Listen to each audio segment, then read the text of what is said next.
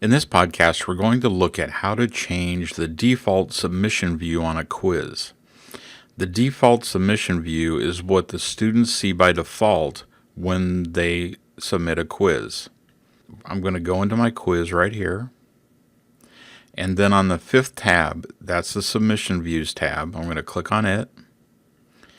And the link for the default submission view is right here. This is the default in the system.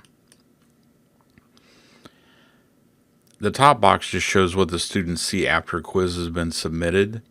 So if you have some things you need to that you need to manually grade, you might want to put a note in here that the grade they're seeing right now is only going to be what's been automatically graded, and that you will manually grade the rest of the test.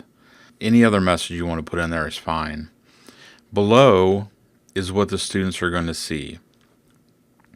Basically, by default, all the students will see is what score they got out of how many were possible.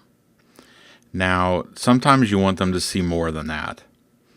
And if you want that, you go here under View Details and under Show Questions. Right now, the default is set to No.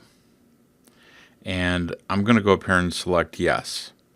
Now, the four options are: 1, show questions answered incorrectly, so the ones they missed; show questions answered correctly; show all questions without the user responses, so the students will not see what they answered. They'll only see whether or not they got it incorrect or correct. And then below that is show all questions with user responses.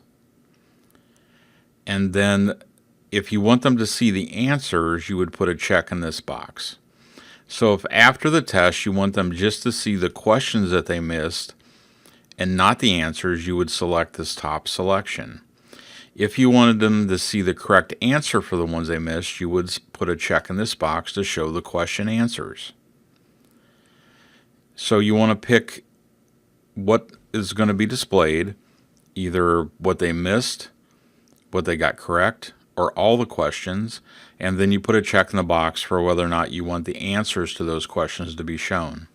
Now, it is possible to have multiple views, so after the test, all these will see their score, but later they could come back and maybe see what they missed and what the correct answers are and those kinds of things. So those would be set up as additional views. I'm going to go ahead and click Save here. And you set the additional views right here by clicking Add Additional Views. And that's covered in a separate video.